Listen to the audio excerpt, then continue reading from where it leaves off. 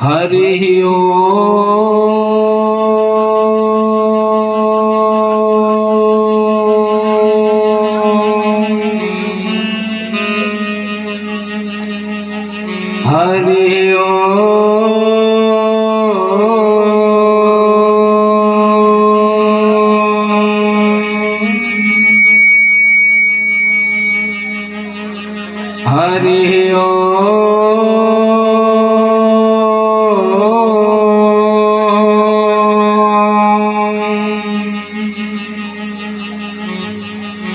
श्री गणेशाय नमः।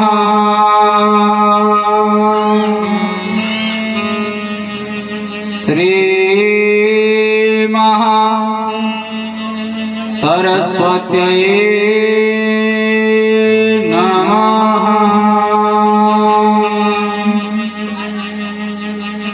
श्री गुरुवे नमः। ध्याये नित्यं महेशं रजतकीर्णिमं चारुचन्द्रावतंसं रत्नाकल्पोज्ज्वलाङ्गं परस्मरगवराभीतिहस्तं प्रसन्नं पद्मासीनं समन्तादयस्तुतममर्गणे व्याघ्रकृतिं वसाना विश्वाध्यं विश्ववन्ध्यं निखिलभयहरणं पञ्चवक्त्रं त्रिनेत्रं गुरुर्ब्रह्मा गुरुर्विष्णु गुरुर्देवो महेश्वर गुरुर्साक्षात् परं ब्रह्म तस्मै श्री गुरवे नमः। यो अन्तः प्रविश्य मम वाचमिमां प्रसुप्तां सञ्जीवयत्यखिलशक्तिधरः स्वधाम्ना अन्याश्च हस्तचरणाश्रवणात्मगादि प्राणान्नमो भगवते पुरुषाय तुभ्यं। देवदनुज नर नाग खग प्रेत पितर गंधर्व वंदो किन्नर रजनिचर कृपा करहूं मम सर्व। श्री श्री अनंत विभूषित श्री सद्गुरु चरण कमल जगत की अधिष्ठात्री देवी मां जगदम्बा सूक्ष्म जगत में विराजमान देवगण दृश्य अदृश्य रूप में विराजमान संत समाज माताएं बहनें तथा लाडली बेटियां युवान भाई मेरे पूज्य बुजुर्ग और भी ज्ञात अज्ञात समस्त श्रोता समाज छवि भक्ति यूट्यूब चैनल के माध्यम से जुड़े हुए सभी श्रोतागण सभी को भगवत भाव से व्यासपीठ की ओर से जय श्री राधे राम राम श्री शिवाय नमस्तुभ्यं।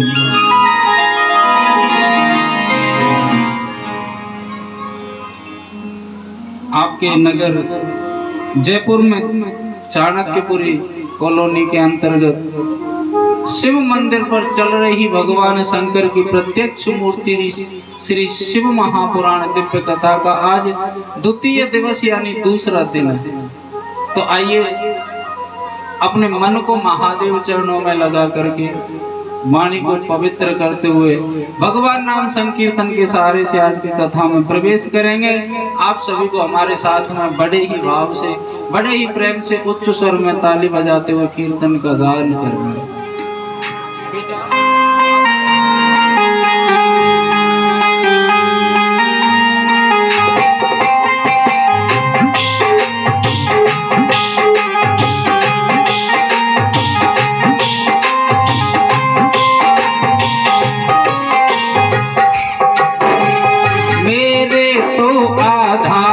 सिया राम के चरणार विंद मेरे तो आधार सिया राम के चरनार बिंद।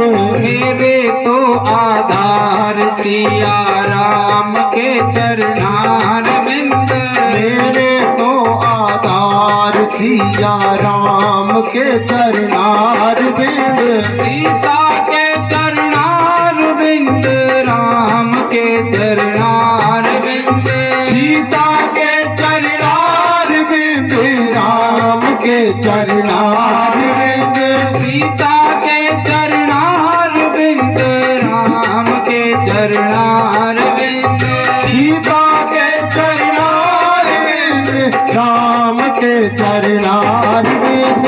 गौरा के चरनार बिंद भोले के चरनार बिंद।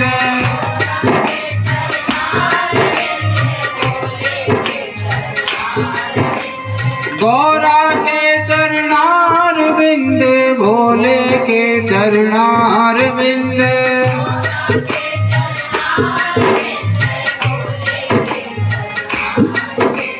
मेरे तो आधार शंभू बाबा के चरनार बिंद। मेरे तो आधार शंभू बाबा के चरनार बिंद। मेरे तो आधार शंभू बाबा के चरनार बिंद। मेरे तो आधार शंभू बाबा के चरनार बिंद। मेरे तो आधार हर महादेव।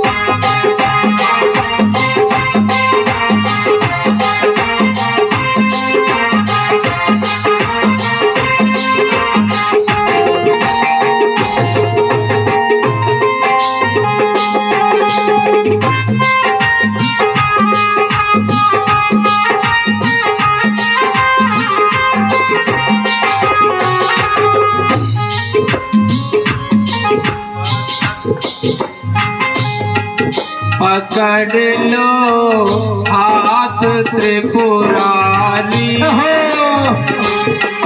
पकड़ लो हाथ त्रिपुरारी।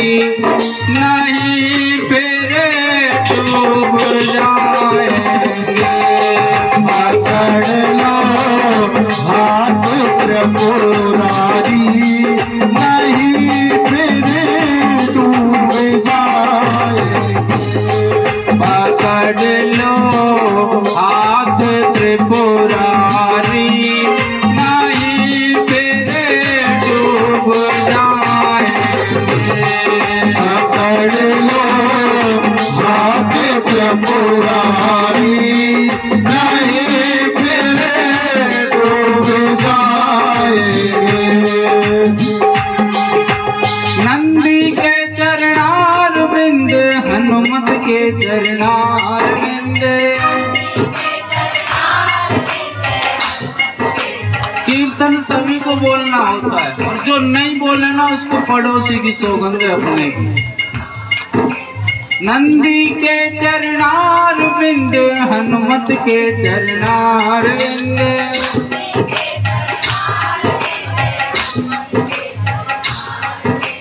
ब्रह्मा के चरनार बिंद विष्णु के चरनार बिंद।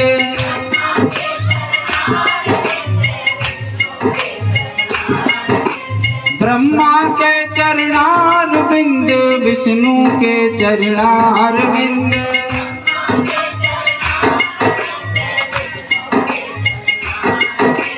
मेरे तो आधार नंदी सेवक के चरनार। मेरे तो आधार नंदी सेवक के चरनार बिंद। मेरे तो आधार हनुमत बाबा के चरनार बिंद। मेरे तो आधार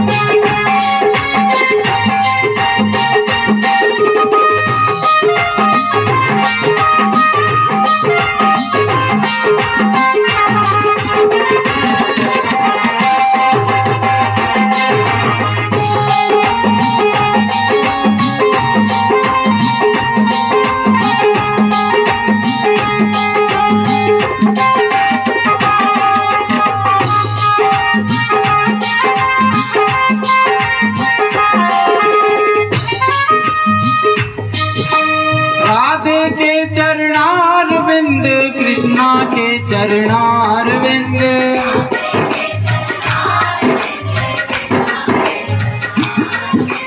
राधे के चरणार बिंद, कृष्णा के चरणार बिंद,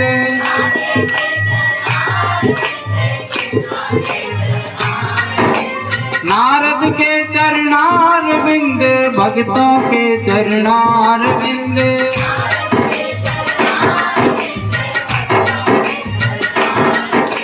नारद के चरणार बिंद, भक्तों के चरणार बिंद।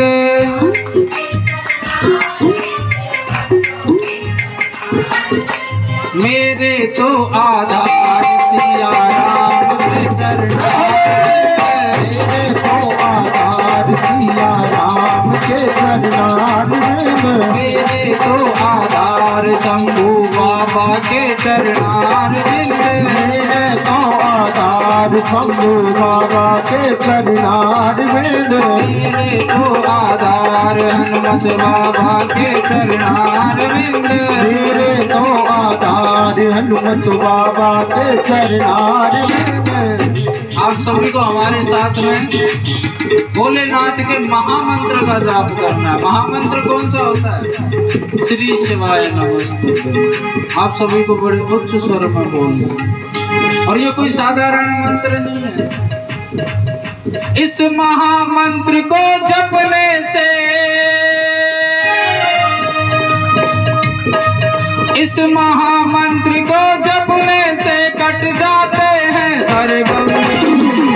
श्री शिवाय नमस्तुभ्यं, श्री शिवाय नमस्तुभ्यं, श्री शिवाय नमस्तुभ्यं, श्री शिवाय नमस्तुभ्यं, श्री शिवाय नमस्तुभ्यं, श्री शिवाय नमस्तुभ्यं, श्री शिवाय नमस्तुभ्यं, श्री शिवाय नमस्तुभ्यं, तन मन पावन करने वाला, श्री शिवाय नमस्तुभ्यं, तन मन पावन करने वाला, श्री शिवाय नमस्तुभ्यं, सबके संकट हरने वाला, श्री शिवाय नमस्तुभ्यं, सबके संकट हरने वाला, श्री शिवाय नमस्तुभ्यं, मोक्ष मुक्ति को देने वाला, श्री शिवाय नमस्तुभ्यं, श्री शिवाय नमस्तुभ्यं, श्री शिवाय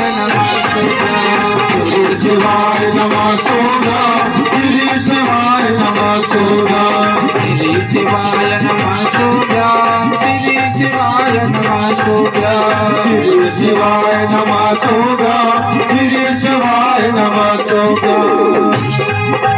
ब्रह्मा विष्णु नारद बोले, श्री शिवाय नमस्तुभ्यं, ब्रह्मा विष्णु नारद बोले, श्री शिवाय नमस्तुभ्यं, गंगा यमुना शिपुरा बोले, श्री शिवाय नमस्तुभ्यं, गंगा यमुना शिपुरा बोले, श्री शिवाय नमस्तुभ्यं, मुरलीधर की मुरली बोले, श्री शिवाय नमस्तुभ्यं, मुरलीधर की मुरली बोले, श्री शिवाय नमस्तुभ्यं, रमाकांत के साथ में बोलो, श्री शिवाय नमस्तुभ्यं, श्री शिवाय नमस्तुभ्यं, श्री शिवाय नमस्तुभ्यं, श्री शिवाय नमस्तुभ्यं, श्री शिवाय नमस्तुभ्यं, श्री शिवाय नमस्तुभ्यं, श्री शिवाय नमस्तुभ्यं।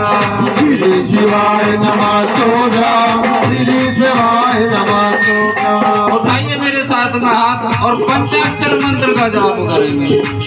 ओम नमः शिवाय, ओम नमः शिवाय, ओम नमः शिवाय, हरि ओम नमः शिवाय, ओम नमः शिवाय, ओम नमः शिवाय, ओम नमः शिवाय, हरि ओम नमः शिवाय, ओम नमः शिवाय, ओम नमः शिवाय, ओम नमः शिवाय, हरि ओम नमः शिवाय, ओम नमः शिवाय, हरि ओम नमः शिवाय, ओम नमः शिवाय, हरि ओम नमः शिवाय,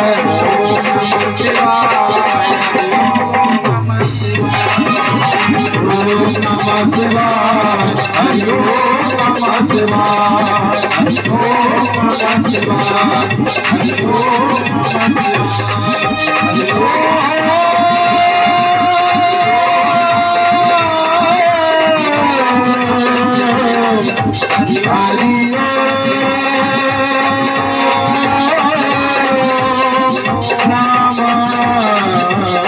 शिवाय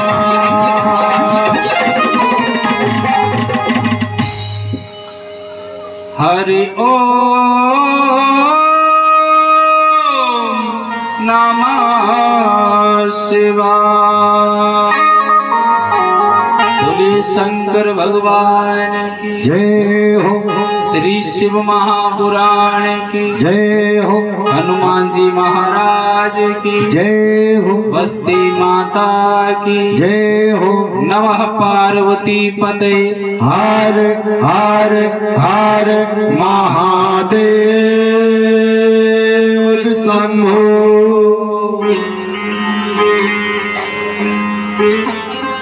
आज आपकी कॉलोनी में श्री शिव महापुराण को चलते चलते तीसरा दिन है। मुंह कैसे अच्छा दूसरा है क्या? लाइट का गई, हम तो भूल गए। हमें ये भूलने वाली बड़ी बीमारी है भैया। एक तो दिन याद ना रहे और एक ये बात ध्यान ना रहे कि कल कथा को कहाँ विराम दिया गया। कल कथा कल से ही प्रारंभ हुई है। अच्छा, तो कोई भी भक्ति ये बता सकता है कल कथा को किस जगह विराम दिया गया था? ये तो ध्यान से सुन रही थी।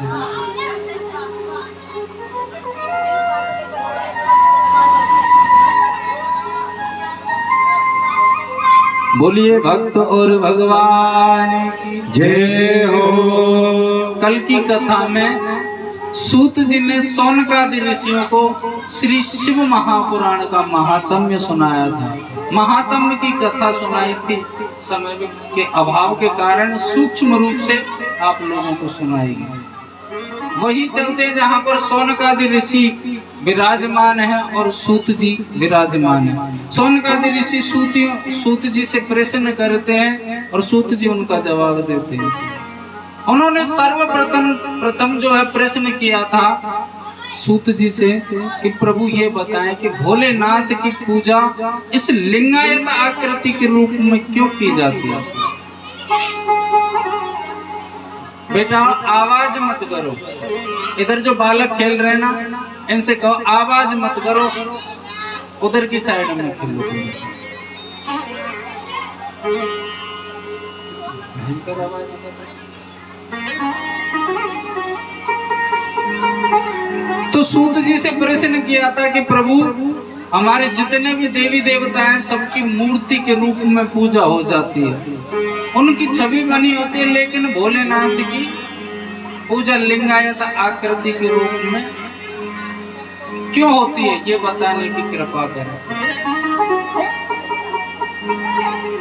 तो सूत जी बता रहे हैं शौनकादि ऋषियों को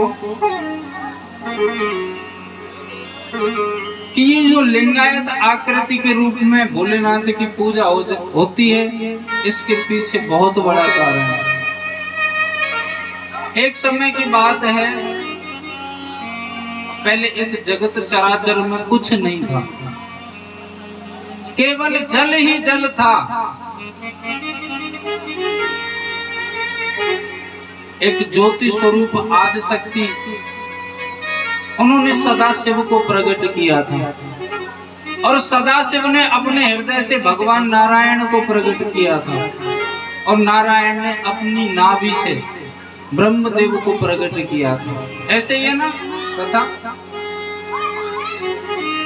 भगवान नारायण ने ब्रह्मा जी को इतना तो पता है कि अपनी नाभि यानी टुंडी से पैदा किया था कमल के पुष्प को। जब कमल के पुष्प पर प्रकट हुए ब्रह्मदेव, तो ब्रह्मदेव ने जानना चाहा कि मैं कहां से आया हूं और कौन हूं।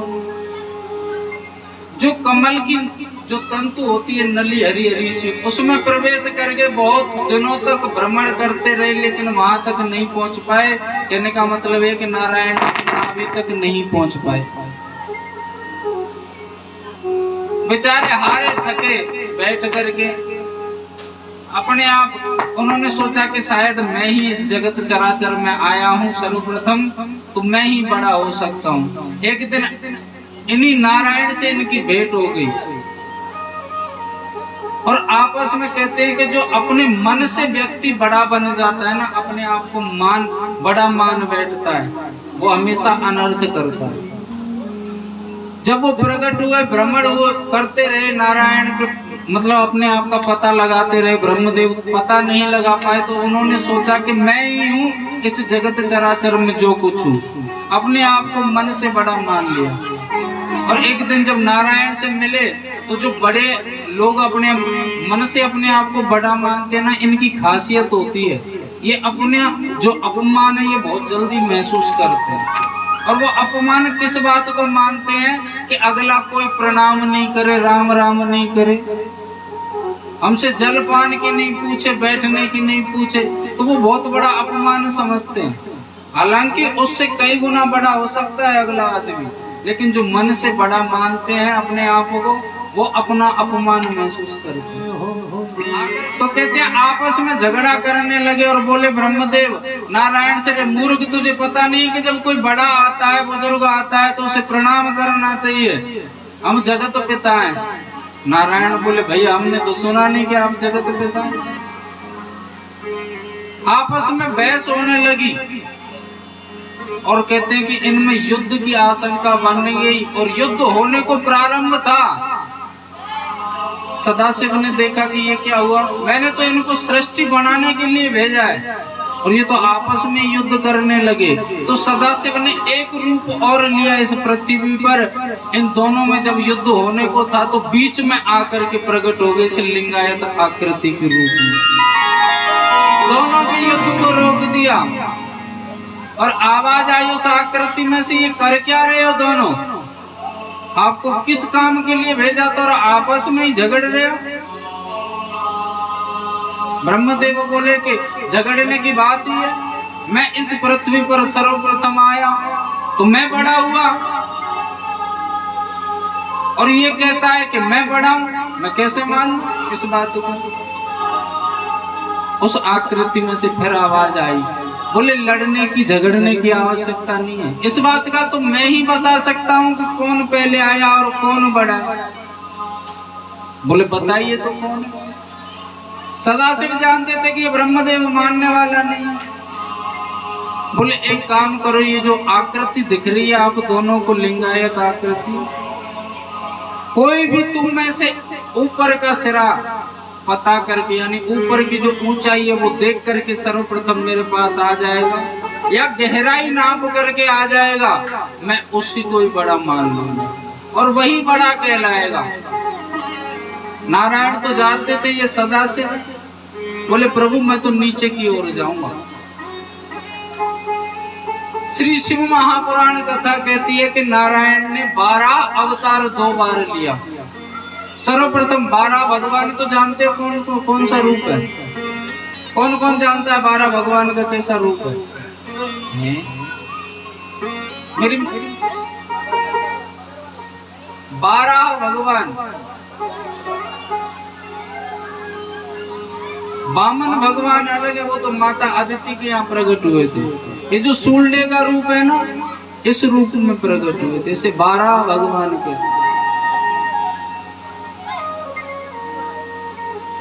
भगवान नारायण ने सूर्य का रूप यानी 12 का 2 बार रूप लिया है। वहां पर बैठ गए, वो तो जानते थे कि कौन इनकी पता लगाएगा और इनकी था तक कौन पहुंच पाएगा। ब्रह्मदेव ने हंस का रूप लिया और ऊपर की ओर उड़ गया। कहते लाखों वर्ष हो गई लेकिन ऊपर का सिरा नहीं आया। जब कहते ब्रह्मदेव परेशान हो गए तो वहां पर ऊपर कुछ तो मिला नहीं, एक केतकी का पुष्प मिल जाता है। केतकी के पुष्प को देख करके ब्रह्मदेव बोले भले आदमी तू क्या कर रहा है? बोले क्या करें, हम तो यही प्रकट हुए, यही है जब से। बोले पृथ्वी पर चल मैं तेरी पूजा करवा दूंगा। कहते हैं कि अगर किसी आदमी से काम करवाना हो तो लालच देना पड़ता है। बोले चल पृथ्वी पर मैं तेरी पूजा करवा दूंगा। लेकिन तुझे एक काम करना पड़ेगा। बोले क्या? बोले तुझे गवाही देनी पड़ेगी। गवाही तो समझते हो, गवाही कोर्ट कचहरी में लगती है। गवाही देनी पड़ेगी तुझे। बोले वो कैसे? बोले अगर मैं हाँ कहूँ तो तू हाँ कह देना, और मैं ना कहूँ तो ना कह देना, इसके अलावा कुछ मत कहना। बोले ठीक है चलो। पूजा की बात आई, पूजने की बात आई तो कौन नहीं आना चाहेगा। ब्रह्मदेव के साथ में केतकी का पुष्प आ गया। भगवान नारायण तो पहले से ही बैठे थे। ब्रह्मदेव आकर के बोले मैंने ऊपर का सिरा पता लगा लिया। उस आकृति में से आवाज आई। बोले ये ब्रह्मदेव झूठ बोल रहे हैं।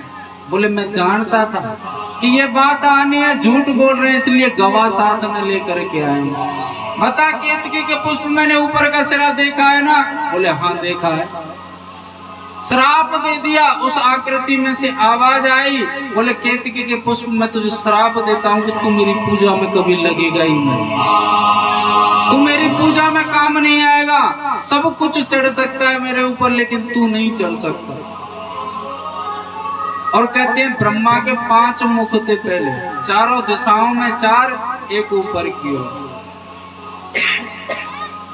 ऊपर के सिरे से झूठ बोला था तो कहते लिंगायत आकृति में से त्रिशूल निकला, और त्रिशूल से जो झूठ बोला जिस सिर से, उस सिर को काट करके नष्ट कर दिया। भगवान नारायण ने स्तुति की भोलेनाथ की। करालम महाकाल कालम कृपालम गुणागार संसार पारम नतो। प्रभु क्षमा कर दो, ये तो अज्ञान है। भोलेनाथ ने कहा बोले अज्ञानता की बात नहीं, इस मुख से झूठ बोला था और इस गवाह ने झूठ बोला था। शिव महापुराण की कथा कहती है कि इस पृथ्वी पर जो सर्वप्रथम गवाह था वो ही झूठा गवाह था। जो सबसे पहला गवाह था ना वो झूठा था। इसका मतलब कि गवाह का नाम हमेशा झूठा ही होता है। पैसे ले लेकर के कोर्ट कचहरी में झूठी गवाही देते हैं। गवाह कभी सही नहीं हो सकते। जब पहला ही गवाह झूठा है तो इस पृथ्वी कलयुग के जो गवाह सांचे कहां से आ जाएंगे। उस लिंगायत आकृति में से आवाज आई कि आज से तुम में से ना तो कोई छोटा है और ना ही कोई बड़ा है। आप ब्रह्मदेव, आपको मैं एक कार्य सौंपता हूं। आपको ये सृष्टि का निर्माण करना है, ये सृष्टि रचनी है। नारायण हाथ जोड़ करके बोले प्रभु मुझे क्या करना है? बोले तुम उसका पालन पोषण करोगे। नारायण बोले प्रभु एक शंका है। बोले कहिए।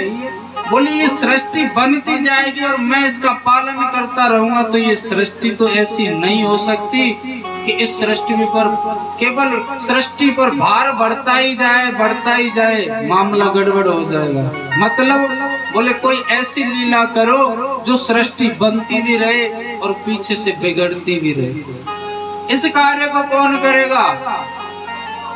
आवाज आई। बोले इस कार्य को मैं करूंगा, इस कार्य को मैं करूंगा। तो कहते ये सृष्टि 3 के अधीन हो गई, ब्रह्मा विष्णु और महेश। कौन को नाम है? महेश तो मेरे मामा जी का नाम है ना। किसका नाम है महेश? अच्छा भोले बाबा का है। हाँ फिर तो ठीक है। बोले इन सृष्टि 3 के अधीन है, ब्रह्मा विष्णु और शंकर जी।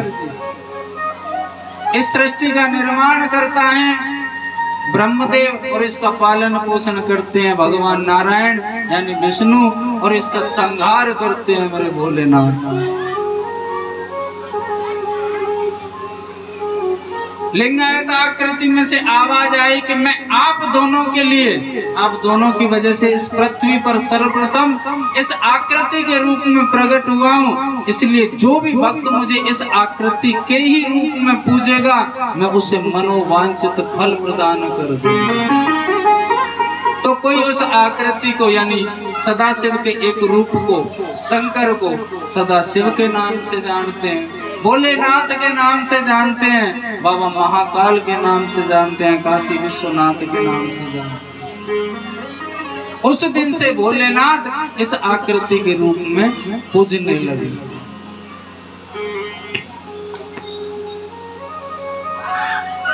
तीनों देव अपने अपने कार्य में लगे, सृष्टि निर्माण हुई।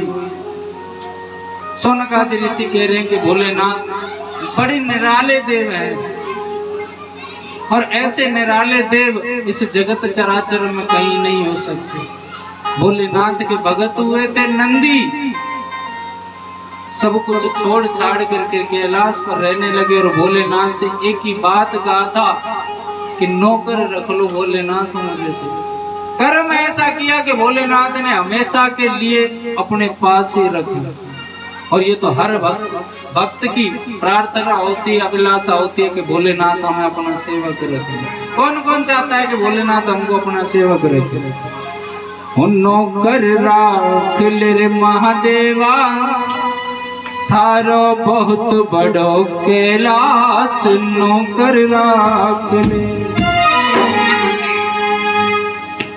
नौकर रख ले, सेवक रख ले, नौकर रख ले, सेवक रख ले, चाकर राख ले, सेवक राख ले।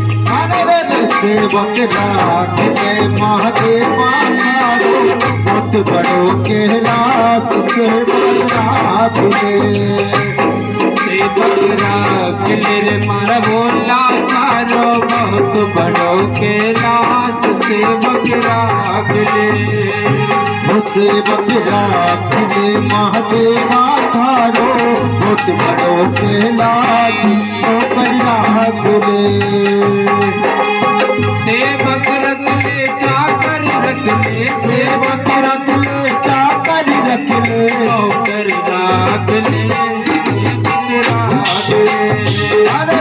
सेवक राख ले मारा भोला, थारो बहुत बड़ो कैलाश, सेवक राख ले।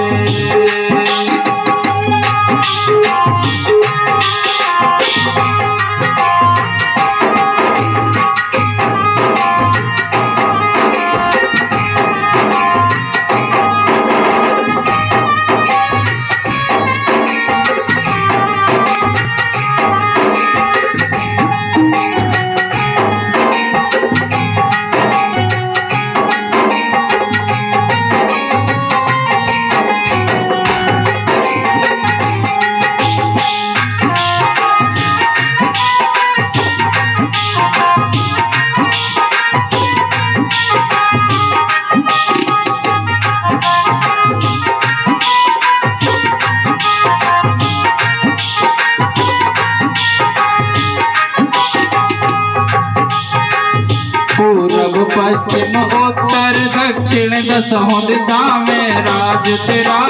पूरब पश्चिम उत्तर दक्षिण दसों दिशा में राज तेरा। पूरब पश्चिम उत्तर दक्षिण दसों दिशा में राज तेरा। पूरब पश्चिम उत्तर दक्षिण दसों दिशा में राज तेरा। राजा और महाराजा बाबा, राजा और महाराजा बाबा, आते तेरे सेवक राख ले। सेवक राख ले महादेवा, थारो बहुत बड़ो कैलाश, नौकर राख ले। सेवक राख ले मारा भोला, थारो बहुत बड़ो कैलाश, सेवक राख ले। सेवक राख ले महादेवा, थारो बहुत बड़ो कैलाश, नौकर राख ले। अरे महादेव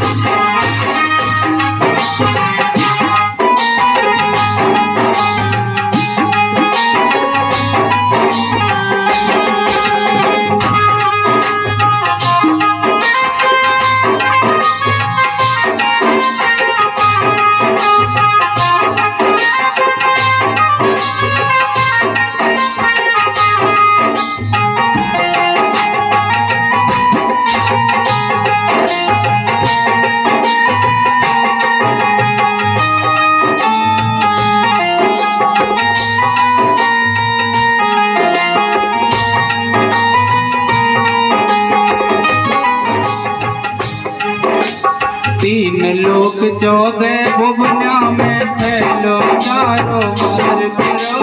तीन लोक 14 भुवना में फैलो कारोबार करो। तीन लोक 14 भुवना में फैलो कारोबार करो। तीन लोक 14 भुवना में फैलो कारोबार करो।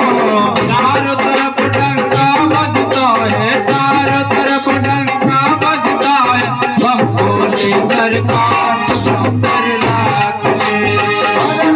नौकर लाख ले महादेवा तारो बहुत बड़ो कैलाश। नौकर लाख ले, नौकर लाख ले, नौकर लाख ले। अरे सब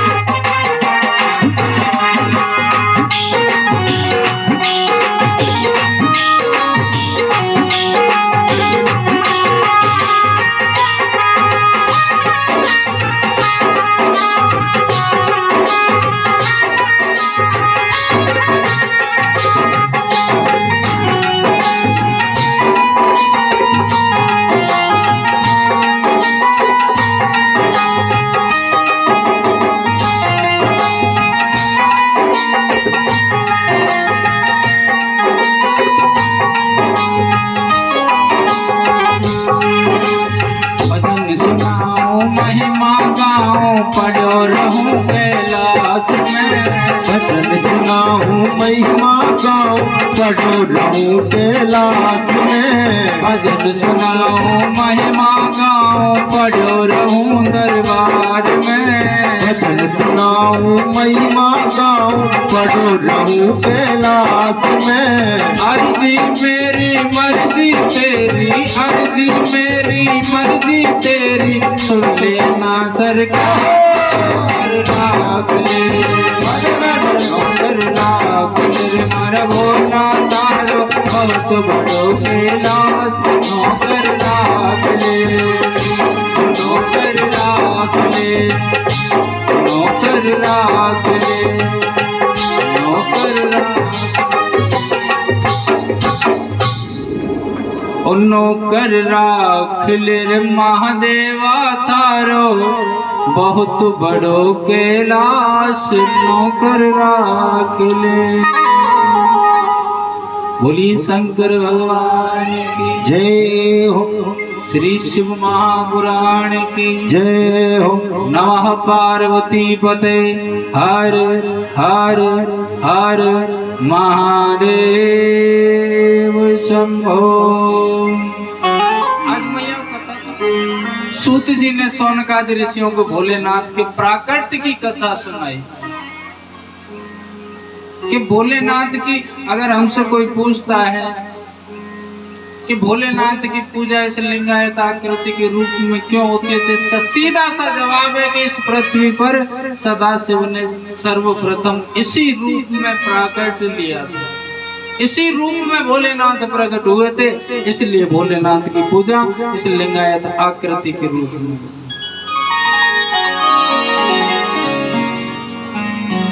सोनकादि ऋषि कह रहे हैं सूत जी से, प्रभु फिर ये बताइए, आपने नंदी का जिक्र किया था कि नंदी ने ऐसी कौन सी पूजा की, ऐसी कौन सी तपस्या की, ऐसा कौन सा कर्म किया जिसके कारण भोलेनाथ ने उसे अपना प्रिय सेवक बना लिया।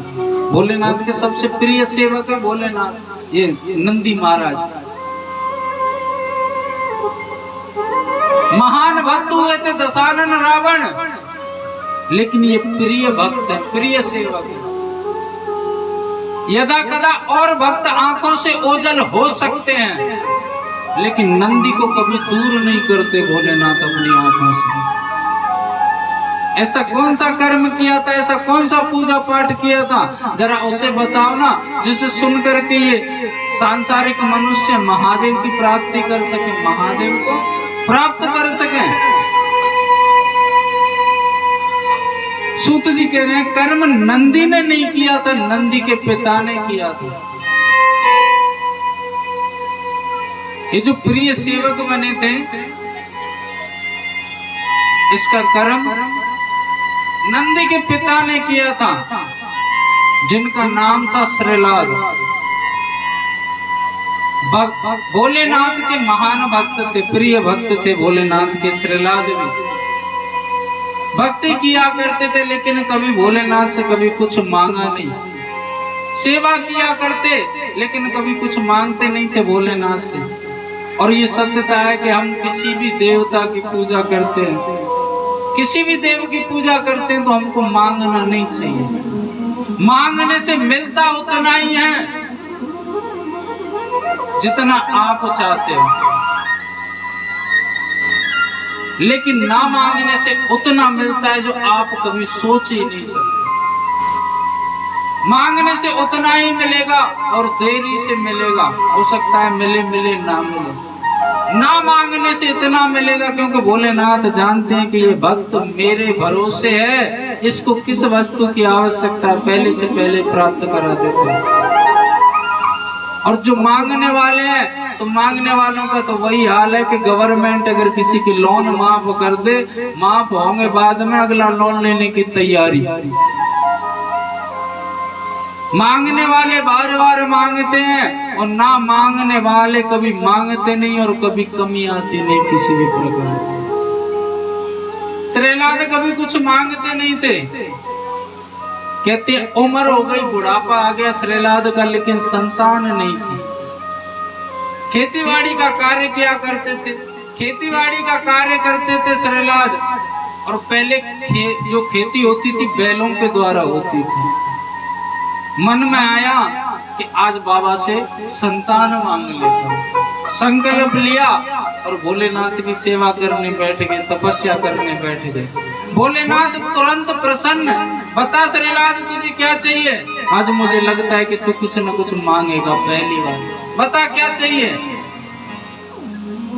श्रीलाद कहता है बाबा आपको तो पता ही है, लेकिन फिर भी आप चाहते हैं तो बता देता हूँ कि प्रभु मेरे कोई संतान नहीं है, मुझे एक पुत्र दे दो जिससे मेरा वंश आगे चल सके।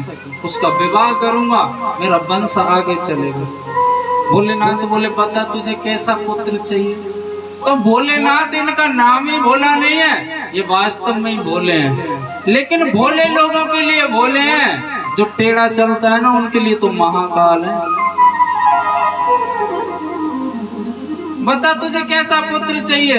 बोले प्रभु ये मेरे 2 बैल हैं, बड़े आज्ञाकारी बैल हैं, मुझे इनकी तरह सीधा साधा पुत्र चाहिए और हमेशा आपकी भक्ति करे, आपकी सेवा में लगा रहे, ऐसा भक्त होना चाहिए। और बाबा आपसे प्रार्थना है उसे हमेशा अपने पास ही रखना। भावनाओं में बह गए। भोलेनाथ ने कहा था तथास्तु, मन में सोचा शायद बैल मांग रहा है। समय आने पर पुत्र हुआ। आप तो जानते हैं स्वरूप कैसा है, जिसका नाम भी ना दिया।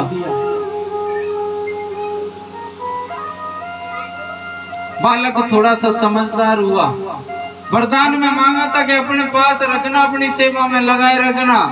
नंदी सीधा कैलाश पर पहुंच गया और कैलाश के बाहर शमशान पड़ता है, शमशान में जाकर के बैठ गया। इधर भोलेनाथ समाधि में बैठे हैं। अचानक से समाधि खुली, गणप्रेत इत्यादि पास में थे। क्या हुआ बाबा? बोले मेरा भक्त खड़ा है, मुझे पुकार रहा है और ये कह रहा है कि मुझे लेने आ जाओ बाबा। गणप्रेत बोले हम अभी लेकर के आते हैं। बोले नहीं, वो ऐसा भक्त नहीं है, वो थोड़ा जिद्दी भगत है और अपनी जिद ये तो पूरी करेगा, इसलिए मुझे ही जाना चाहिए। नंदी शमशान में बैठा है और बाबा पहुंचे। नंदी तुम आ गए?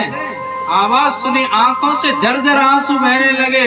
बाबा इतना विलंब क्यों किया? इतना विलंब आपने क्यों किया? भोलेनाथ कहने कि बेटा आप अभी छोटे हो, आपको वही रहना चाहिए था अपने माता पिता के पास। नंदी मनी मन सोचने लगे कि ये बाबा कह क्या रहे हैं, मुझे इनकी छवि को देख करके आनंद मिलता है,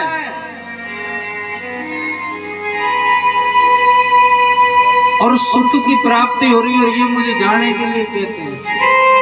और ये सत्य बात है कि जिसके तन और मन में महादेव बसते हैं उसे कुछ अच्छा नहीं लगता। हर कोई जो महादेव की भक्ति करता है, हर किसी की आस होती है कि महादेव मेरे घर आए।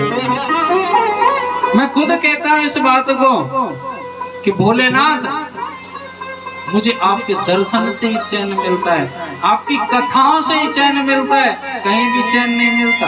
घर पहुंच जाओ, सुबह से सांझ तक एक ही आवाज आती है, बोले बाजार जा रहे हो, ये चीज ले आना, वो चीज ले आना, ये खत्म वो खत्म। भोलेनाथ के पास में बैठो कुछ सुनने को नहीं मिलेगा। हर भक्त की कामना होती है। नंदी ने चरण पकड़ लिए, प्रभु अब अलग करने की बात मत करो। गले से लगाया नंदी को, बाबा ने कैलाश पर लाए। इतना प्रेम मिला नंदी को, सब कुछ भूल गया, बड़ा हो गया। जब कई वर्षों के बाद में श्रीलाद ने सोचा कि ये तो बाबा ने गड़बड़ कर दी, भोलेनाथ से पुत्र मांगा, दिया तो सही, लेकिन ऐसा पुत्र किस काम का? मैंने तो अपना वंश चलाने के लिए पुत्र मांगा था, तो बाबा ने अपने पास ही बुला लिया। कहते हैं भक्त, ये जो सांसारिक मनुष्य होते हैं ना, एक गलती खुद करते हैं और दोष भगवान को दूसरों को देते हैं। पहले ही कह दिया था वरदान में कि अपने पास रखना, अपना प्रिय सेवक बना करके रखना। आज कह रहा है कि बाबा ये तो गड़बड़ कर दिया आपने। बताइए भगवान ने क्या गड़बड़ करी? ये सांसारिक मनुष्य है। कोई अच्छा काम करते हैं तो गाते फिरते हैं, मैंने किया मैंने किया मैंने किया। अगर कोई बुरा काम हो जाए उससे तो बोले भगवान की मर्जी थी, हम क्या करें। ऐसा ही होता है ना इस संसार में, इस संसार की रीति ही ऐसी है। श्रीलाद पहुंच गया कैलाश पर। कैलाश पर जाकर के भोलेनाथ से मिले, भेंट हुई। भोलेनाथ ने कहा सब कुशल मंगल है? बोले कहाँ कुशल मंगल है बाबा, वंश बढ़ाने के लिए, वंश चलाने के लिए पुत्र मांगा, तुमने बुला लिया। बोले तुमने ही तो कहा था। बोले बाबा मुझे वो पुत्र दे दो, जब अपने ग्रस्त को संभाल करके मेरा वंश आगे चला जाए, नाती पोता हो जाए, उसके बाद में बुला लेना। भोलेनाथ ने नंदी को बुलाया। नंदी तुम इनको जानते हो, और सत्यता ये थी कि बालक बिल्कुल भूल चुका था कि ये कौन है। नंदी को केवल एक ही दिखाई देता था, वो है भोलेनाथ। जब किसी के माता पिता की बात आती थी तो नंदी यही कहता था और यही जानता था कि मेरी माता और मेरे पिता केवल भोलेनाथ। दूसरा कोई ऑप्शन ही नहीं था उनके दिमाग में। बोले इनको जानते हो? बोले नहीं बाबा, ये तुम्हारे पिता हैं, परंतु मेरे पिता तो आप हैं बाबा। नहीं, जिन्होंने तुमको जन्म दिया है, इस संसार में जिनके द्वारा आए हो, वो तुम्हारे पिता हैं। तो बाबा आप कहते हो कि सांसारिक रिश्ते हमेशा कभी चलते ही नहीं, ये सांसारिक रिश्ते तो मिल करके बिछड़ते हैं। एक दिन ऐसा होता है कि पिता माता पिता अलग अलग हो जाते हैं, पिता पुत्र अलग हो जाते हैं, माता पिता अलग हो जाते हैं, भाई भाई अलग हो जाते हैं, भाई बहन अलग हो जाते हैं। ये तो मिलने बिछड़ने का खेल तो इस संसार में चलता है। नंदी जितना मैं कह रहा हूं उतना सुनो। इनकी कामना है कि आप इनके वंश को बढ़ाओ, विवाह करो। नंदी ने कहा बाबा मुझसे कोई गलती हुई है, अगर कोई गलती हुई है तो क्षमा करो, लेकिन अपने आप से दूर होने की बात नहीं। कहते हैं कि जिस प्रकार भक्त को दुख होता है भगवान से दूर होने में, उससे कई गुना ज्यादा भगवान को दुख होता है अपने भक्त से बिछड़ने में। आंखों से कभी भोलेनाथ किसी के लिए रोए नहीं, लेकिन नंदी के लिए भोलेनाथ रोते हैं, आंखों के आंसू छुपा जाते हैं, नंदी से नजरें नहीं मिलाते और कहते हैं कि नंदी तू मुझे पिता मानता है ना? बोले हो बाबा, मानता नहीं हो, आप ही मेरे पिता हो। तो एक पिता का आदेश है कि इस दूसरे पिता का कर्तव्य, इनकी जो कर्म है, इनका जो लक्ष्य है, उसको प्राप्त करा के, जिस प्रकार बेटा संतान की कामना होती है, इच्छा होती है कि मेरे माता पिता मेरा उज्जवल भविष्य बनाए, मुझे पढ़ा लिखा करके अच्छा भविष्य बनाए मेरा, ऐसे माता पिता की भी संतान और कामना होती है कि मेरी संतान बुढ़ापे में मेरी सेवा करे, बुढ़ापे में मेरी लाठी बने।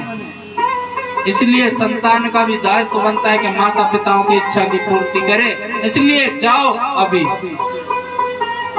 बाबा का आदेश समझ करके मन में यही सोच रहा है कि कौन सी गलती हो गई मुझसे जो बाबा दूर कर रहे हैं। श्रीलाद के साथ में भेज दिया, लेकिन श्रीलाद के घर आए तो सही, नंदी दरवाजे के अंदर प्रवेश नहीं किया, बाहर बैठ के कैलाश की ओर मुख करके और बाबा बाबा उच्चारण करते हैं, कुछ और नहीं निकलता।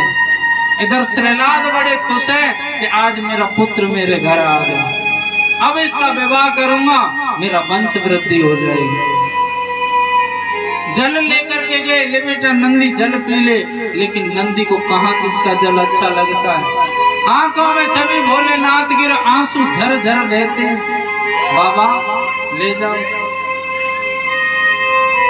एक दिन हुआ, भोजन लेकर के गए, श्रीलाद बना करके, माता तो स्वर्गलोक पधार गए, ले बेटा भोजन कर ले। कहाँ किसको भोजन अच्छा लगता। जब कहते एक दिन हुआ, 2 दिन हुए, 10 दिन हुए, 20 दिन हुए, कहते ममता हट गई सारी श्रीलाद की, और मन में सोचने लगा कहीं ऐसा ना हो कि स्वार्थ के कारण मैं अपने पुत्र से हाथ धो बैठूं, ना तो ये कुछ जलपान कर रहा, ना अन्न ग्रहण कर रहा, जिएगा कैसे। दौड़ा दौड़ा गया, बोले बाबा बहुत बड़ी गलती हो गई, आप अपने भक्त को बुला लो अपने पास, मुझे कोई वंश नहीं चलाना। क्यों, क्या हुआ। बोले जिस दिन से गया है ना तो कुछ जलपान कर रहा, ना खा रहा, केवल आपका नाम स्मरण कर रहा है, और आंखों के पलक तक नहीं झपक रहा, और आंसुओं की गंगा बह रही है, बुला लो उसको, मुझे कोई वंश नहीं चलाना। बोले श्रीलाद मैं तो तुम्हें कहना चाहता था कि मेरे बिना नहीं रह सकता, और सत्यता ये है कि मैं भी नंदी के बिना नहीं रह सकता। बिना विलंब करे अभी जाओ आप और नंदी को भेज दो। श्रीलाद आया, बेटा चल, तुझे तेरे बाबा ने बुलाया है, भोलेनाथ ने बुलाया है, मुझे आवश्यकता नहीं है बेटा तेरी, तू जा अपने परिवार में अपने बाबा के पास जा। कुछ जवाब नहीं दिया, फिर गए, बोले बाबा वो तो कुछ सुन ही नहीं रहा। अपने गण प्रेतों को बुलाया, जाओ नंदी को लेकर के आओ, उनसे कहो कि तुम्हें बुलाया है बाबा। नंदी के पास में गण प्रेत पहुंचे, नंदी भैया चलो आपको बाबा ने बुलाया। अरे सुना नहीं, आपको बाबा ने बुलाया है। नंदी ने केवल 2 जवाब दिए, क्यों बुलाया पता नहीं, बाबा को कोई काम होगा। बोले काम होगा तो बाबा को यही भेज दे, जब तक बाबा यहाँ नहीं आएंगे मैं नहीं जाऊंगा। कहते हैं कि भक्त चाहे तो भगवान से जिद भी कर सकता है, प्रेम भी, क्रोध कर सकता है, तो जिद भी भगवान से कर सकता है। गण प्रेत गए, खाली हाथ पहुंचे, कहाँ है मेरा नंदी। बाबा कह रहे हैं कहाँ है मेरा नंदी। बोले बाबा वो नहीं आए। उसने तो ये कह दिया कि बाबा आएंगे तो जाऊंगा, नहीं जाऊंगा, यही प्राण त्याग दूंगा। बाबा तुरंत खड़े हुए अपने आसन से, त्रिशूल को हाथ में लिया और पहुंच गए श्रीलाद के दरवाजे पर। आवाज लगाई नंदी, और आवाज सुन करके भोलेनाथ की नंदी का जो हृदय आनंद से भराया, लेकिन मन ही मन सोच रहा है कि थोड़ा क्रोध और कर लूं। चल नंदी मैं तुझे लेने के लिए आया हूँ। नंदी तिरछे देखते हैं, बोले कितने दिन के लिए लेने के लिए आए, मतलब ये बताइए कि कितने दिन के लिए लेने के लिए आए हो। कहना क्या चाहता है। बोले ये बता दो कि आप मुझे लेने आए हो, अच्छी बात है, लेकिन कैलाश पर कितने दिन के लिए रखोगे वहां मुझे। नहीं नंदी अब तुझे कभी नहीं भेजूंगा मैं। बोले क्या भरोसा आपका, कल को कोई चाचा ताऊ मामा फूफा मौसा पहुंच गया आप तो भेज दोगे उसके साथ में। बाबा हृदय दुखता है, क्षमता नहीं है। अगर मुझे वचन दे सको कि आज के बाद में मुझे अपने आप से अलग नहीं करोगे तो ले चलो, अन्यथा मैं यही टेकूं, मैं तो यही प्राण त्याग दूंगा। नहीं नंदी ऐसा मत कह, मैं तुझे वचन देता हूँ कि आज के बाद में कभी भी अपनी आंखों से ओझल नहीं करूंगा तुझे। चल अब तू मेरे साथ। बाबा चलने के लिए हुए। नंदी बोला बाबा एक प्रार्थना है, आज इस सेवक की एक प्रार्थना स्वीकार कर लो कि आज से अगर आप मेरे साथ चलोगे तो कभी पैदल पैदल नहीं चलोगे, आप मेरी पीठ पर बैठ करके चलोगे।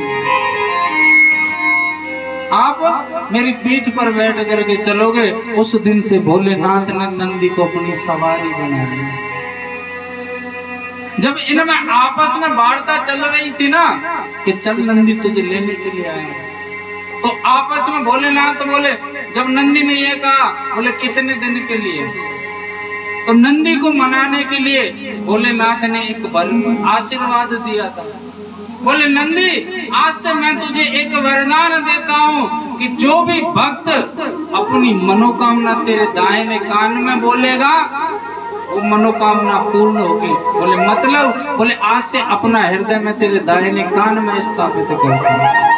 जो भी भक्त तेरे दाहिने कान में आकर के अपनी मनोकामना बोलेगा वो मेरे सीधे हृदय में पहुंचोगी और शीघ्र अति शीघ्र वो मनोकामना पूर्ण होगी। चल। नंदी बोले क्यों चलूं? बोले तुझे वरदान दिया है। बोले वरदान दिया है कि मेरी परेशानी बढ़ा दी। क्या मतलब? बोले मतलब ये कि वैसे तो मुझे नींद आती नहीं है, यदा कदा कभी मुझे नींद आती भी हो और हृदय अपना रख दिया मेरे दाहिने कान में और आपके भक्त मेरी नींद में आकर के घुसुड़ पुसुड़ करें, आपका तो मंदिर भी, आपका तो स्थान भी ऐसा है जो कभी उसके दरवाजे नहीं लगते। कभी भी भक्त आ जा सकता है और मुझे नींद आए और भक्त आकर के कान में घुसुड़ पुसुड़ करे तो किसको नींद आएगी? आपने परेशानी बढ़ा। अरे नंदी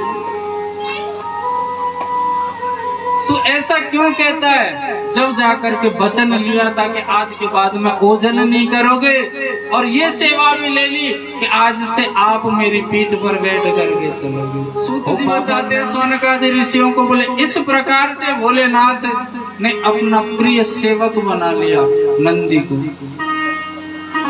तो प्रभु हमको ये बात बताए कि महान भक्त दशानन रावण कैसे हुआ, और जो महादेव का महान भक्त था,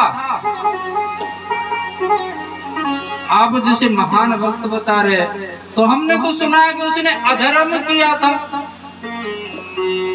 और जो अधर्म करने वाला है वो महादेव भक्त नहीं है। सूत जी कहते हैं, बोला सत्यता ये है कि महान भक्त की उपाधि भोलेनाथ ने दशानन रावण को दी। ये विश्रवा का पुत्र था, ब्राह्मण बालक था, उपाधि स्वयं दी है उनके तपोबल से प्रसन्न होकर के। तो अधर्म, बोले सत्यता यह है कि दशानन ने अधर्म कोई किया ही नहीं। दशानन ने कोई अधर्म नहीं किया। ऐसी बातें करते हो भगवान? हमने रामचरितमानस में स्वयं पढ़ाए और सुनाए, स्त्री का हरण किया था, स्त्री का हरण किया था, भाई के साथ में दगा किया था, प्रजा को प्रताड़ित करके रखता था। बोले आप जिस स्त्री की बात कर रहे हैं जरा उसकी गहराई को समझो। रामचरितमानस साफ साफ कहती है कि जिस समय माता सीता का हरण हुआ था उससे ठीक पहले ही माता सीता को रामचंद्र जी ने अग्नि भगवान को सौंप दिया था।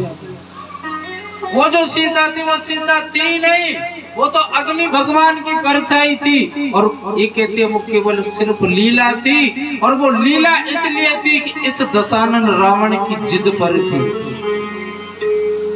महादेव की भक्ति की और ऐसी कोई छोटी मोटी भक्ति नहीं की। कोई दूध का अभिषेक करता है भोलेनाथ पर, कोई जलाभिषेक करता है, कोई घृताभिषेक यानी घी से अभिषेक करता है, कोई मधु अभिषेक यानी शहद से अभिषेक करता है, कोई कुछ से करता है। लेकिन दशानन भक्त ऐसा था जो अपना सिर काट करके भोलेनाथ को अभिषेक करता था। ऐसा कौन भक्त हुआ है जरा उंगली कट जाए उसी में तिल मिला उठते हैं। और एक बार नहीं 10 बार अपना सिर काटा, 10 बार सिर काट दिया और 10 बार सिर भोलेनाथ ने वापस कर दिया। मन में संकल्प था कि अगर भोलेनाथ आज प्रसन्न नहीं हुए तो मैं इस सिर को जब तक काटूंगा जब तक भोलेनाथ प्रकट नहीं हो जाते। 11वीं बार काटने के लिए भोलेनाथ तिल मिला करके प्रकट हो गए। रुको भक्त दशानन, रुको, कि कर क्या रहे हो? मैं भक्त की परीक्षा लेता हूं पर ऐसी परीक्षा नहीं लेता। और ये आप भक्ति कर रहे हो, ऐसा पागलपन भक्ति में नहीं होना चाहिए। बाबा आप इसे भक्ति का पागलपन कहते हैं, तो ये पागलपन ही ठीक, लेकिन मेरे भगवान को पाने के लिए ये पागलपन काम आया, ये सिर काम आए। अगर इनको ना मैं काटता, ना आप मुझे दर्शन देते, तो ये पागलपन मुझे स्वीकार है।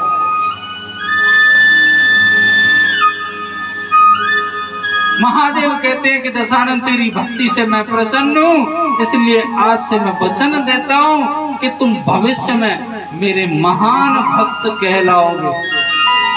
बता तुझे क्या वरदान चाहिए, तुम मांगो क्या वरदान चाहिए।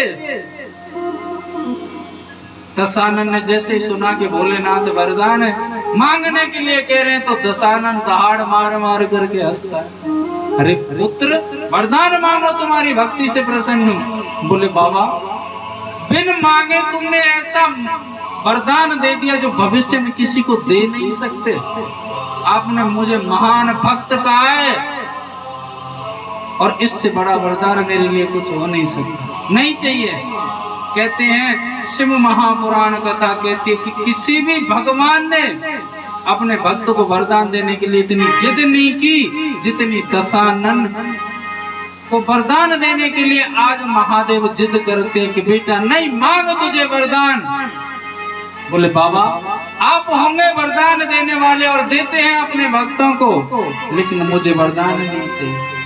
नहीं दशानन मांगना तो पड़ेगा, तुझे मांगना तो पड़ेगा। दशानन मना करता है और बाबा जिद करते हैं। तो दशानन कहता है भोले भंडारी ओ शिव त्रिपुरारी,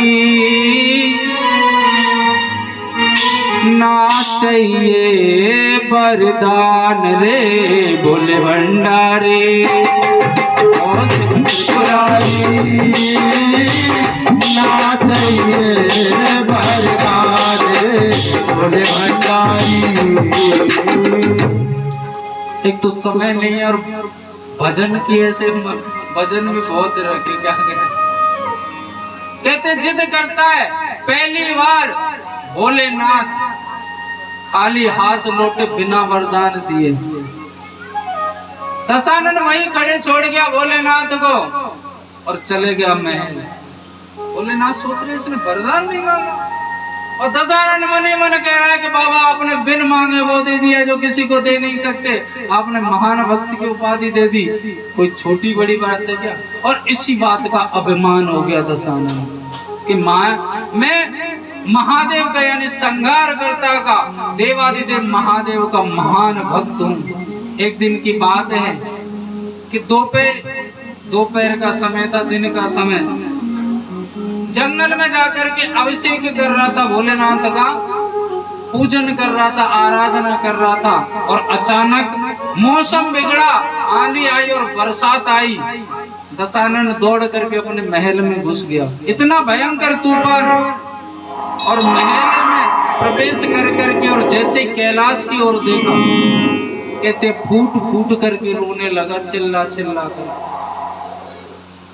बोले मुझे मर जाना चाहिए, ऐसे जीवन की क्या आवश्यकता है? अरे तुझे शर्म आनी चाहिए दशानन। पत्नी अपने कक्ष में थी मंदोदरी, जब आवाज सुनी पति के विलाप की दौड़ करके आई। क्या हुआ स्वामी? अरे कोई बात होगी, कुछ बताओगे? बोले मंदोदरी मुझे मरना चाहिए। मेरे भगवान भोलेनाथ ने मुझे महान भक्त कहा है, और भी भक्त है महादेव के। ऐसे भक्तों को मर जाना चाहिए जो भोलेनाथ से केवल मांगना ही मांगना जानते हैं। मंदिर में पहुंच जाएंगे, बाबा ये चाहिए, ऑफर देते हैं भगवान को कि मेरा ये काम हो जाएगा तो मैं ये काम करवाऊंगा। तू क्या करवाने वाला है? तू खुद भिखारी है और भगवान के सामने तो भिखारी बन करके ही खाएगा। आज दहाड़ मार मार करके रोता है। मंदोदरी बोलती, बोले कुछ बताओगे बाबा कि ऐसे ही? बोले क्या बताऊं? मंदोदरी में भोलेनाथ का अभिषेक कर रहा था, जंगल में आंधी तूफान आया, हल्का सा दौड़ करके छोड़ करके चलाया, अपने महल में छुप गया। तो छुपना चाहिए, इसमें रोने की कौन सी बात है? बोले रोने की बात नहीं, ये मरने की बात है। चुल्लू भर पानी मुझे महादेव ने महान भक्त कहा है, और मेरा बाबा मेरा भगवान हर वक्त कैलाश पर आंधी तूफान सर्दी गर्मी बरसात में बैठा रहता है। किसी भी भक्त ने ये नहीं सोचा कि भगवान के लिए छत बनवा दो। हालांकि सब कुछ होता उन्हीं की कृपा से, वो चाहे तो कुछ भी कर सकते हैं, लेकिन वो तो भक्त का समर्पण देखते हैं कि ये भक्त मेरी तरफ कितना समर्पित रहता है। और ये सत्यता है कि भगवान को आपके किसी धन की आवश्यकता नहीं, वो केवल समर्पण देखते हैं कि ये कितना त्याग कर सकता है मेरे लिए। आप जितना देते हो भगवान के नाम पे, भगवान के लिए, आपको वो कई गुना मिल जाता है बढ़ करके, व्यर्थ नहीं जाता। लेकिन किसी ने महल बनाने की नहीं सोची, तो कहते हैं मंदोदरी ने पति के आंसू पोंछे। बोले आप रोते क्यों?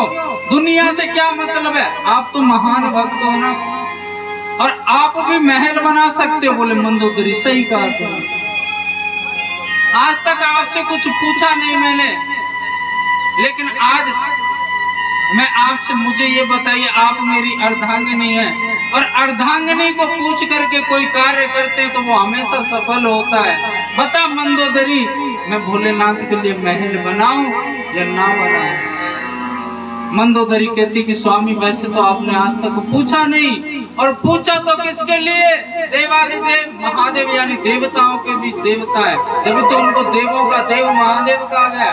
देवताओं के जो देवता है उनके लिए आप मंदिर की बात करते हो। तो स्वामी मैं तो यही कहूंगी कि अगर भगवान के लिए, अपने इष्ट के लिए सर्वस्व लुटाना पड़े तो सर्वस्व लुटा दो, कोई दिक्कत नहीं है।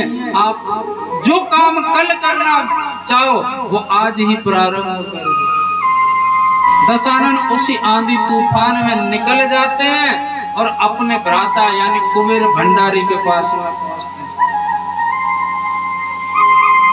और कुबेर भंडारी से सोने की शिलाएं ली। दशानन रावण ने सोने की शिलाएं, बोले किस लिए? बोले मैं कैलाश पर सोने का महल बनाऊंगा अपने भगवान के लिए। दशानन के कहने पर शिलाएं दी। इधर कैलाश पर माता पार्वती ने भोलेनाथ से कई बार कहा था कि प्रभु हमारा तो जीवन जैसे तैसे कट जाएगा, और ये माताओं की खासियत होती है, खुद किराए की झोंपड़ी में या कैसे भी अपना समय पास कर लेंगे, लेकिन इनका सपना होता है कि हमारी संतान अपने खुद के मकान में रहे। यही होता है ना, हर माँ का सपना होता है कि जैसे हम भटक रहे हैं वैसे हमारी संतान ना भटके। माता पार्वती ने कई दिन कहा था, प्रभु ये बात जब कही थी जब भोलेनाथ के 3 संतानें थी। 3 संतान कौन कौन सी थी? कि सबसे पहले बड़े पुत्र थे कार्तिकेय, दूसरे नंबर की पुत्री थी अशोक सुंदरी, और तीसरे गजानंद भगवान। बोले इनके लिए छत की व्यवस्था कर दो। भोलेनाथ ने जितनी बार माता पार्वती ने पूछा और उतनी ही बार मना किया, पार्वती इस कैलाश पर महल नहीं बन सकता। अरे तुमसे तो बात कर वो बेकार है भैया, ऐसे कह जब उनके मन की ना हो ना, पति देवता मना करते हैं जो कि तुमसे तो बात कर वो बेकार है। अरे तुम्हारे बस की नहीं तो मुझसे कह दो, मैं बना दूंगी। भोलेनाथ ने कहा, बोले इनको समझाने के लिए ना तो मेरे पास इतना समय और ना ही मुझ में इतना सामर्थ्य कि जो इनको समझा सकूं। सही बात है, माताएं जब जिद पे आ जाती है मामला गड़बड़ी होता है। कह दिया, बोले ठीक है जैसा आप चाहो वैसा करो। मतलब कैलाश पर महल बनाने के लिए अनुमति मिल गई। इधर दशानन रावण ने तैयारी कर ली। माता पार्वती ने जाकर के कह दिया अपने पुत्रों से, बोले तुमको कैसा महल बनवाना है। आजकल के बालकों की ख्वाहिश होती है, बोले ऐसा बनना चाहिए ऐसा बनना चाहिए। बोले जाओ देख करके आओ इस संसार में जाकर के जो जितना सुंदर महल होगा वैसा आप बनवाना चाहेंगे वैसा महल बन जाएगा। तो दशानन ने महल बनाने के लिए आकृति तैयार कर ली थी।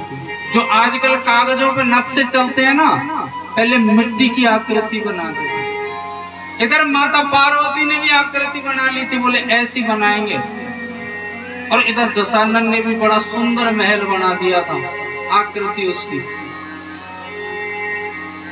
केवल इंतजार कर रहे थे कि आकर के मुझे कोई अनुमति दे दे कि महल आप बना सकते हो। भोलेनाथ ही अनुमति दे दे, इसकी प्रतीक्षा कर रहे थे। तैयारी पूरी थी। विश्वकर्मा यानी जो सबसे पहले इंजीनियर थे ना, वो विश्वकर्मा थे, वो महल बनाते। तैयारी चल रही है। एक दिन ये गणेश जी और कार्तिकेय दोनों भ्रमण करते आ जाते हैं दशानन रावण के ही पास में। और इस महल को जब देखा, बोले ये महल सुंदर लग रहा है, ऐसा महल बनवाना। बोले ये कहाँ से बनवाया आपने ये चित्र, ऐसा महल हमको बनाना है कैलाश पर। बोले कैलाश के लिए ही तो बनाया है, मैं तो प्रतीक्षा कर रहा था। बोले प्रतीक्षा कैसी चली है। जाकर के बड़ा सुंदर निर्माण हुआ महल का, सोने का महल बना दिया भोलेनाथ के लिए। अब दशानन कहते हैं, बोले बाबा महल में विराजमान हुई है। नारद जी बोले जब नया महल बनवाते हैं तो इसमें गृह प्रवेश की प्रक्रिया होती है। गृह प्रवेश में वास्तु पूजन होता है, लेकिन आज के समय में गृह प्रवेश नहीं होता। जिसे नागल कहते हैं ना, जब नया घर बनवाते हैं उसे नागल कहते हैं जयपुर। उसमें वास्तु पूजा होती है, लेकिन आजकल के गृह प्रवेश में केवल पेट पूजा होती है। सही कह रहा हूँ गलत कह रहा हूँ? अरे फलाने मामा की छोरी ने बुलाओ, फूफा ने बुलाओ, वो दूर की चचिया ताई जनकाई और निरे इकट्ठे कर ले। और वास्तु पूजा के नाम पे कहा ये छोटो सा हवन कर दो, सत्यनारायण की कथा कर दो, बस। वो गृह प्रवेश होता ही वास्तु पूजन। आप कितने भी नक्शे से कितने भी हिसाब से घर बनवाना, फिर भी वास्तु दोष कहीं ना कहीं रह जाते हैं। उसके निवारण के लिए गृह प्रवेश में वास्तु पूजा होती है, और वो कम से कम 3 दिन की प्रक्रिया होती है। लेकिन उसमें धन बचाने के चक्कर में उधर पेट पूजन में लगा देंगे, लेकिन जो काम है और फिर ज्यादातर क्या होता है, वो घर सूट नहीं होते। जिस दिन से घर आए बीमार पड़े, कोई न कोई पढ़ाई रहता है, ठीक नहीं रहता, घर में घुसते ही दिमाग अलग अलग चलते हैं। ये वास्तु का दोष होता है और कुछ नहीं होता। इसलिए अपना घर बनवाओ, जीवना भले कम कर दो 4 आदमी का, कोई दिक्कत नहीं, लेकिन जो काम है वास्तु पूजन को, उस प्रक्रिया को पूरा कराओ। उसमें बिल्कुल कंजूसी नहीं, छोटा मोटा हवन नहीं, जो वास्तु का होता है वो ही होना चाहिए, जिससे बाद में दिक्कत ना आए। उस थोड़े समय के अभाव के कारण उधर तो थोड़ा करेंगे, लेकिन जिंदगी भर भुगतते रहते हैं। उससे तो अच्छा है कि इधर आधा घंटा ज्यादा दे लो, कोई दिक्कत नहीं है। बोलिए शंकर भगवान की जय हो। बोला इधर जब बात चली आई कि इस महल के लिए आचार्य किसको बुलाए, भोलेनाथ से बोला बाबा आचार्य किसको बुलाए। नारद जी कहते हैं, बोले नारद जी मेरी नजर में तो एक ही आचार्य है, ना तो ऐसा प्रकांड कभी हुआ है और ना ही भविष्य में कभी हो सकता। कौन है वो? बोले ये दशानन रावण। बोले ये गृह प्रवेश करवा देंगे? क्यों नहीं करवाएंगे। जा करके दशानन रावण के पास में भोलेनाथ हाथ जोड़ करके खड़े हैं। दशानन बोला बाबा ये क्या करते हैं आप? बोला मैं अपने भक्त के पास नहीं आया, मैं उस प्रकांड विद्वान आचार्य के पास में आया हूँ जो अनंत कोटि प्रकांड है विद्वान। ऐसी प्रकांडता थी दशानन की, उनके दो सपने थे। पहला सपना था कि इस पृथ्वी पर बाप के सामने पुत्र को ना मरने दूं। उनका सपना था कि ऐसा कार्य करूंगा कि पिता के सामने पुत्र इस पृथ्वी पर मर नहीं सकता, और दूसरा कार्य करूंगा कि इस पृथ्वी से और स्वर्ग तक सीढ़ी लगाने को। लेकिन वो सपना अधूरा रह गया। अगर ये जिद ना होती तो दशानन उसे जरूर पूरा कर देता। आज हाथ जोड़ करके कह रहे हैं कि आचार्य जी आपको मेरा गृह प्रवेश करवाना है। दशानन मुस्कुरा गए, बाबा मैंने महल बनाया, मैंने तो घर बनाया है आपके लिए और मैं अच्छा लगूंगा। बोले वो विषय आपका अलग है, मेरे लिए बनाया, ये महल मेरा है और इस महल का मैं मालिक हूँ, इसलिए आपसे कहता हूँ मेरे घर का आप वास्तु पूजन करवाइए। वास्तु पूजन हुआ साहब धूमधाम से, अच्छी तरीके से। बोले बाबा अब तो विराजमान होइए परिवार के साथ में। नारद जी बोले अभी पूरी प्रक्रिया नहीं हुई। बोले क्यों?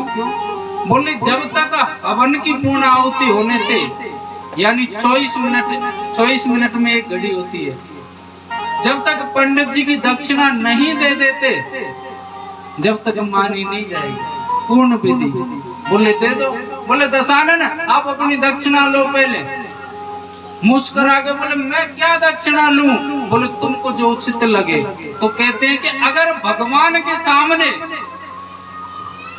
हम बुद्धि लगा दें तो है मामला गड़बड़। पढ़ी लिखी बुद्धि से भगवान को प्राप्त नहीं कर सकते, 1% नहीं। इधर दशानन ने अपनी पढ़ी लिखी बुद्धि लगा दी भोलेनाथ के सामने। मन में सोचता है कि ये महल भोलेनाथ के लिए बना रहा हूं और इसमें भोलेनाथ परिवार सहित रहेंगे, क्यों ना इस महल को ही मांग लूं और यहाँ से उठा करके ले चलूंगा अपनी नगरी में। नित्य भोलेनाथ का दर्शन करूंगा, चाहे जब भोलेनाथ के दर्शन करूंगा, चाहे जब मिलूंगा, चाहे जब बातचीत करूंगा, चाहे जब आराधना करूंगा। मुझे कोई मूर्ति की आवश्यकता नहीं है। मन में ऐसा भाव है। बोले जल्दी मांगो। बोले ठीक है बाबा दे दो। बताओ क्या चाहिए? बोले ये महल दिया है, ये जो महल है गृह प्रवेश कराया है, इसी को ही आप दान में दे दो। माता पार्वती बोली मरनास मिटे, जब महल तुझे लेना ही तो हमारे लिए बनवाया क्यों? लेकिन माताओं की ये भी खासियत होती है कि जब पति देव मना करते हैं ना किसी काम के लिए, बोले ये काम नहीं हो सकता, जब उनको बुरा लगता है आपसे तो कहना ही बेकार है, और जब वो काम अपनी जिद पर करती है और जब काम पूरा नहीं होता, वो जब उनकी समझ में आती है, जब कहती है अरे बहना चिंटू के पापा ने सही कही लेकिन मैंने मानी नहीं, ऐसी बात है ना। उस समय जब माता पार्वती को एकदम ध्यान आया कि स्वामी ने मना तो किया था लेकिन नहीं माना। इतना दुख पहले नहीं था जो आज है। आज से मैं सपना ही नहीं देखूंगी किसी भी प्रकार का। मन में सोच लिया। भोलेनाथ ने कहा ठीक है अपना महल ले लो, संकल्प कर दिया। बोले महल लेकर के पधारो। बोले बाबा विराजमान होइए, विराजमान होइए महल में। बोले क्यों? बोले महल आपके लिए बनाया है, आप विराजमान होंगे, सब परिवार आपको लेकर के चलूंगा महल समेत। भोलेनाथ ने कहा बोले महल मांगा है, हमको नहीं मांगा, आप अपना महल लीजिए, आप दक्षिणा लीजिए और विराजिए। दशानन ने देखा कि ये कौन सा मैंने अधर्म कर दिया, ये कौन सी बुद्धि लगा दी। कहते कि जब जब भगवान के सामने परास्त होता है व्यक्ति, वो अपनी बुद्धि के कारण। भगवान कभी ये नहीं देखते कि भक्त के पास में धन कितना है, भगवान कभी उम्र नहीं देखते कि इसकी उम्र कितनी है। भगवान कभी जाति पाति नहीं देखते कि ये उच्च जाति का या नीच जाति का। भगवान केवल भाव देखते हैं। भगवान अगर जाति देखते तो विदुर जी के यहाँ पर केले के छिलके नहीं खाते। आपने सुनी होगी श्रीमद् भागवत कथा में कि हस्तिनापुर में एक सेनापति रहते थे कौरवों की सेना में, विदुर जी। लेकिन जब पांडवों के साथ में युद्ध होने के लिए था तो वो अधर्म का युद्ध था कौरवों से, कौरवों की तरफ से, और वो रहना नहीं चाहते थे। एक दिन ऐसा आया कि दुर्योधन ने उनको निकाल दिया। अपनी पत्नी को लेकर के वो एक कदली के वन यानी केले के वन में रहते थे। सुंदर वन था, भगवान का भजन करते थे। शांति दूत बन करके ये द्वारकाधीश आए थे कि समझा करके आऊं कि युद्ध ना हो, लेकिन यहाँ युद्ध की बात आई। बोले ऐसा मत करो, वो भी तुम्हारे चाचा ताऊ के समझाते हैं बड़े लोग। बोले वैसे तो आधे राजपाट के अधिकारी हैं, लेकिन आप उनको 5 गांव दे दो, उसी से संतुष्ट कर ले। जैसे कोई मुखिया के भाई इतनी जमीन है, किसी के दादागिरी होती है, बोले थोड़ा सा टुकड़ा दे दे, 1 बीघा दे दे, उसी में संतुष्ट कर देंगे। बोले नहीं, बिना युद्ध के तो हम एक सुई की नोक की बराबर भूमि नहीं देंगे। द्वारकाधीश बोले युद्ध कोई साधारण बात नहीं होती। हजारों विधवाएं हो जाती हैं, लाखों अनाथ हो जाते हैं। तुमने दादी बाबा से कथाओं में कहानियों में सुना होगा युद्ध क्या होता है, वास्तव में देखा नहीं है। मैं चाहता हूँ ये युद्ध टल जाए। दुर्योधन बोला, बोले एक काम करो, ये युद्ध राजपाट की बात बाद में करेंगे, आप भोजन करो। माता गांधारी ने 56 प्रकार के व्यंजन बनाए हैं। तो द्वारकाधीश ने एक ही बात कही थी, बोले दुर्योधन भोजन 2 परिस्थिति में किया जाता है।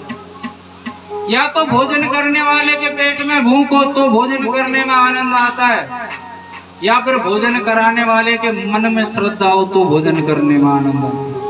यहाँ पर दोनों में से कोई बात नहीं है। और आज तो मेरे काका विदुर के यहाँ है भोजन। बोले विदुर के यहाँ? वो तो इस महल में रहता है नहीं, यहाँ सेनापति पद से कब का हटा दिया। बोले तो क्या?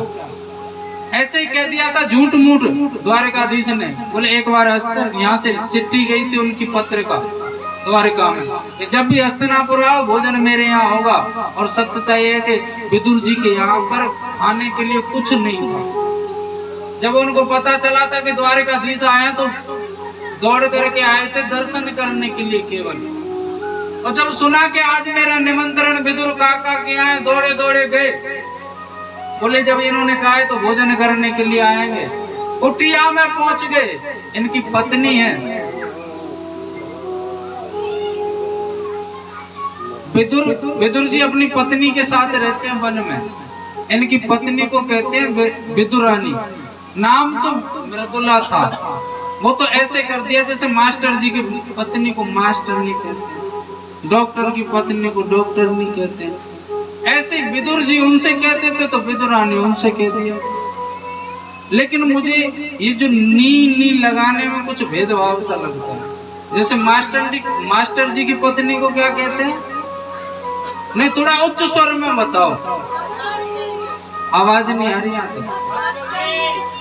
और वकील की पत्नी को, पुलिस वाले की पत्नी को, और डाकिया की पत्नी को कह के देख लियो।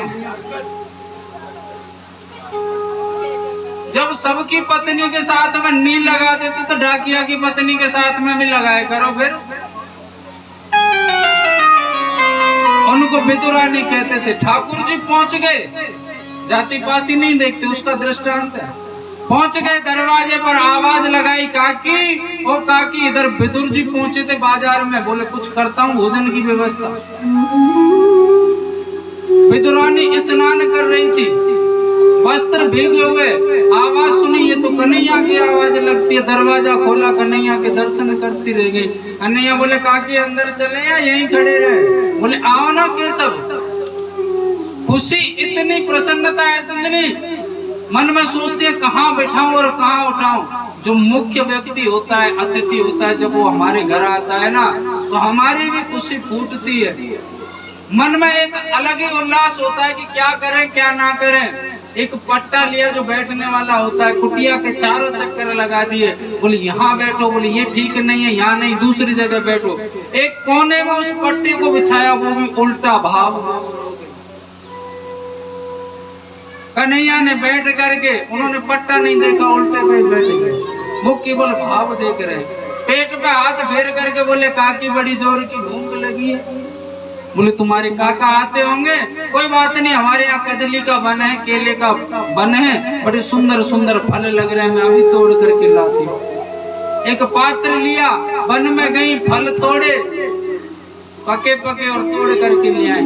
पत्तल रखी सामने, मुखमंडल को निहार रही है, दर्शन कर रही है। केला छीला, छिलके पत्तल पर रखे और गूदा फेंक दिया, पाओ के सब, और कन्हैया छिलके खाने लगे। गूदा पत्तल पर रख, गूदा फेंक देती है, छिलका पत्तल पर, और मुखमंडल को देख रही है। कन्हैया बोले काकी फल बहुत मीठे हैं, फल आपके बहुत मीठे हैं। काकी बोली मीठे तो होंगे, अपने हाथों से जल जो देती हूँ और मेरे भगवान के काम आए आज, अभी भी मीठे नहीं होंगे तो और कब होंगे प्रभु।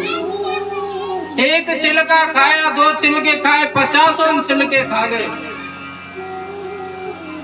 विदुर जी आए, देखा सामने कि ये क्या हो रहा है, और ये विदुरानी कर क्या रही है, गूदा फेंक रही है, छिलके रख रही है, और भगवान छिलके खा रहे हैं।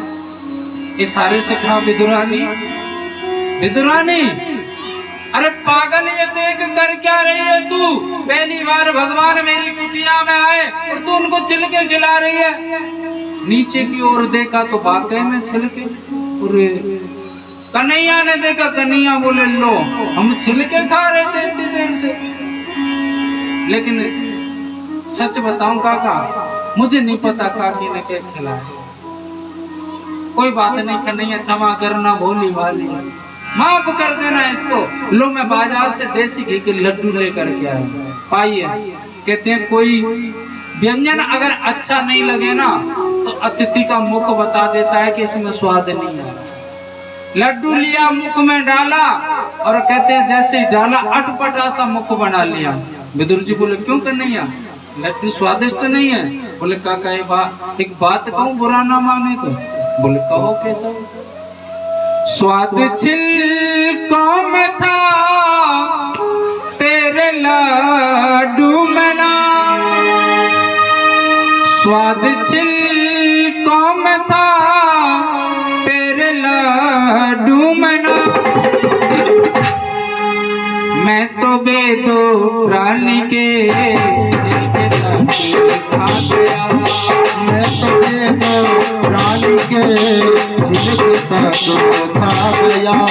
स्वाद छिलकों में था तेरे लड्डू में ना, स्वाद छिलकों में था तेरे लड्डू में ना, स्वाद छिलकों में था तेरे लड्डू में ना, स्वाद छिलकों में था तेरे लड्डू में ना।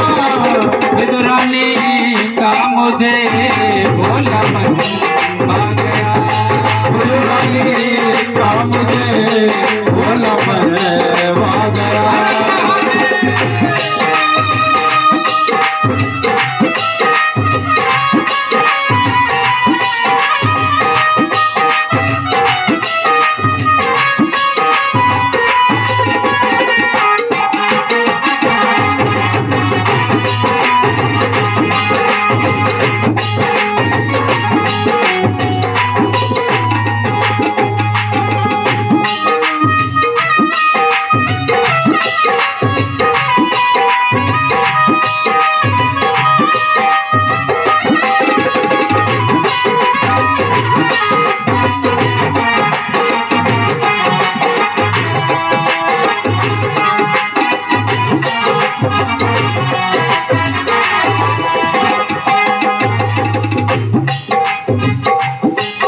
नुक्ता चीज जिसने की उसको मैं ना मिला, नुक्ता चीज जिसने की उसको मैं ना मिला। सत्य एक मेरे मेरी काकी ने मुझे क्या खिलाया मुझे नहीं पता, और आप उनको छिलके बता रहे हो, लेकिन जो स्वाद इन छिलकों में था वो तुम्हारे इस देसी घी के लड्डू में नहीं। और मुझे पता ही नहीं काकी ने क्या खिलाया, मैंने तो केवल उनका भाव देखा। कहते हैं भगवान केवल भाव के भूखे होते हैं, स्वयं का उन्होंने के भाव का भूखा हूं मैं और भाव ही एक सार है। भाव का भूखा हूं मैं और भाव ही एक सार है। भाव से मुझको बजे तो भव से बेड़ा पार। नुक्ता चीज जिसने की उसको मैं ना मिला, नुक्ता चीज जिसने की उसको मैं ना मिला, नुक्ता चीज जिसने की उसको मैं ना मिला, नुक्ता चीज जिसने की उसको मैं ना मिला। फिर रानी का मुझे भोला बन आ गया, रानी का मुझे भोला पर आ गया, रानी का मुझे भोला पर आ गया। कहते हैं भगवान अगर उच्च नीच पढ़ा लिखा अमीर गरीब कभी देखते नहीं है। दुर्योधन के घर 56 प्रकार के व्यंजन त्याग करके कुटिया में जाकर के केले के छिलके खाने में आनंद आ गया भगवान को। इधर भोलेनाथ ने दशानन ने सोचा कि भोलेनाथ प्रसन्न होंगे सोने का महल बना करके देख करके, लेकिन भोलेनाथ के लिए किस काम का सोना। मैया यशोदा के यहाँ जब लाला के दर्शन करने के लिए गए थे, माता यशोदा थाल में हीरे मोती जवाहरात सजा करके लाई थी। बोले ले बाबा तेरी भिक्षा। बोले ये क्या है? बोले सोने चांदी हीरा जवाहरात। बोले नाथ बोले ये मेरे किसी काम के नहीं है। बोले काम के तो जब होंगे जब तूने कभी देखे हो। बोले मैया ऐसी बात मत बोल, ऐसे तो मेरे पास ये कंकड़ पत्थर बहुत भरे पड़े हैं। कमंडल उल्टा कर दिया थाल में। कहते हैं कि नंद महल में पहाड़ बन गया हीरे जवाहरात का, मेरे किसी काम के नहीं है। भक्त अगर सोचे कि धन के बल पर भोलेनाथ को रिझाया जाता है, भोलेनाथ कभी नहीं रीझते, वो केवल मन पर रीझते।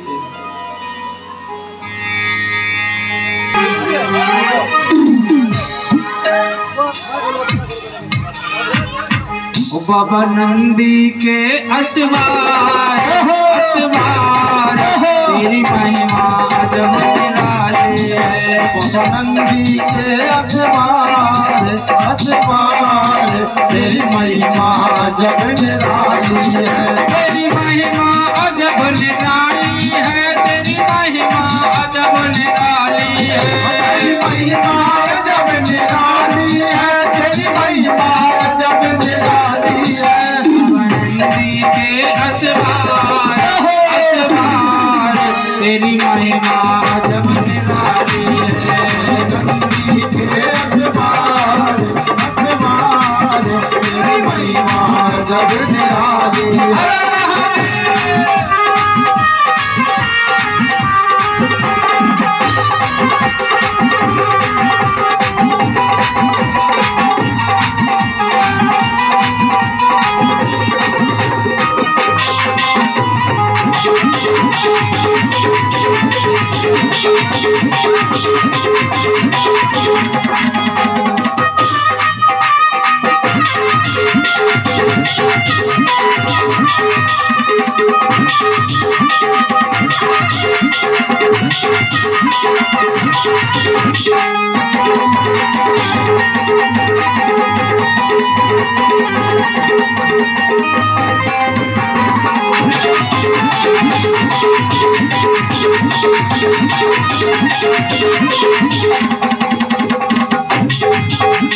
गौराए बाबा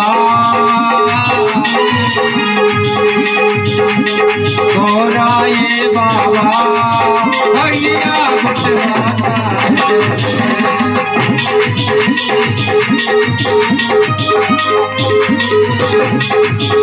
गौराए बाबा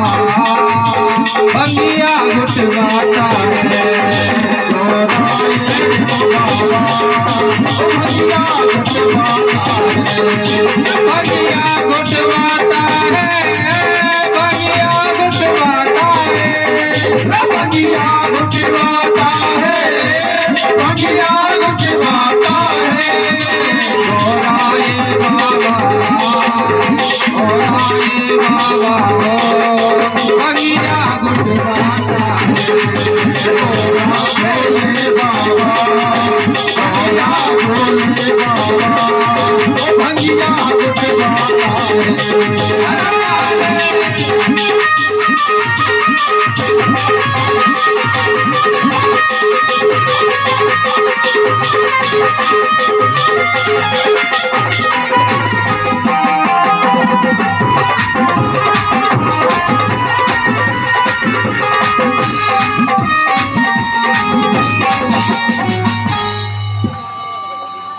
ओम हरि ओम चंद्रमा मनसो जात चक्षो सूर्यो जायतः श्रोतान् वैश्य प्राणस्य मुखादग्निरजायता।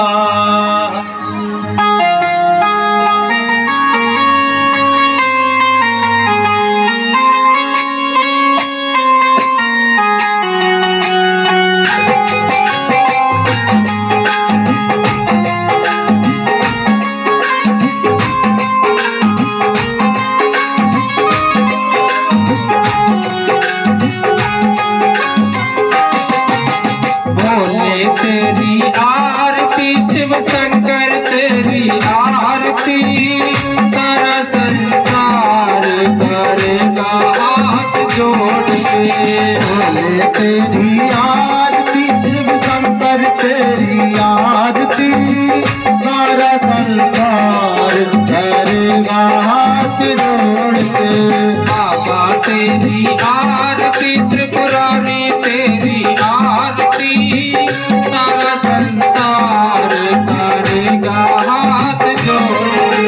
बाबा तेरी आरती त्रिपुरारी तेरी आरती सारा संसार करेगा हाथ जोड़ के। करेगा हाथ जोड़ के, करेगा हाथ जोड़ के, करेगा हाथ जोड़ के, करेगा हाथ जोड़ के। बाबा तेरी आरती त्रिपुरारी तेरी आरती सारा संसार करेगा हाथ जोड़ के। बाबा तेरी आरती त्रिपुरारी तेरी आरती सारा संसार करेगा हाथ जोड़ के। सिर पर गंगा चंद विराजे, तेरे पर गाता चाँद विराजे।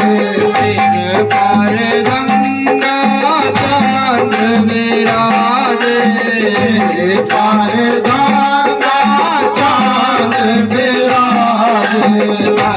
मोहन की माला साजे, भले मोहन की माला साजे। मोहन की माला साजे।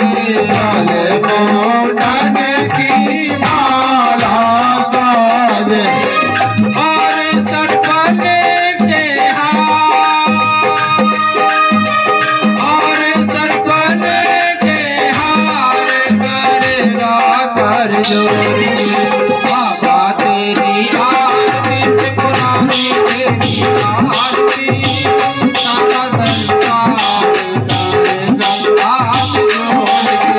बाबा तेरी आरती त्रिपुरारी तेरी आरती सारा संसार करेगा हाथ जोड़ के। ब्रह्मा देख तेरो यश गावे, राम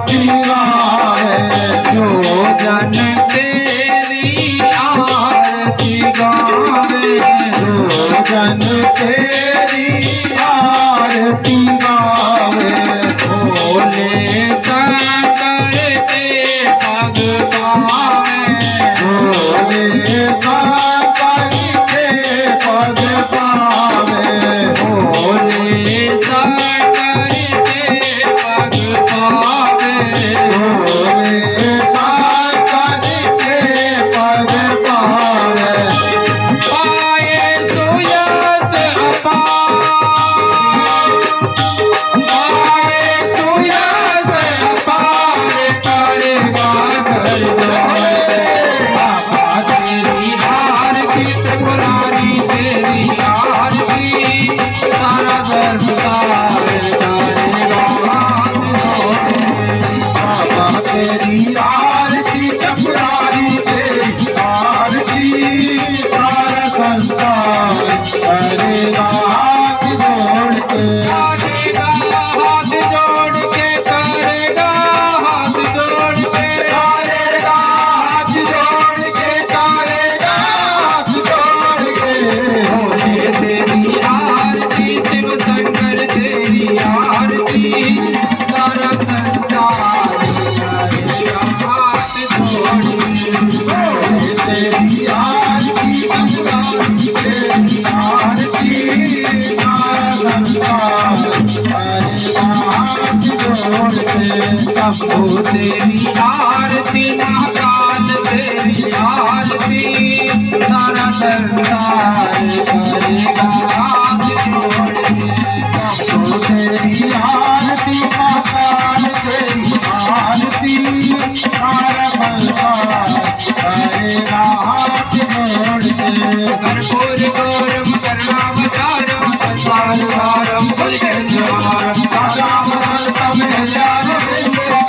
भवानी सैतम नमामि त्वमेव मातु पिता त्वमेव त्वमेव बन्धु सखा त्वमेव त्वमेव वेदं सर्वं त्वमेव त्वमेव सर्वं त्वमेव देव त्वमेव सर्वं मम देव देव त्वमेव सर्वं त्वमेव देव त्वमेव सर्वं मम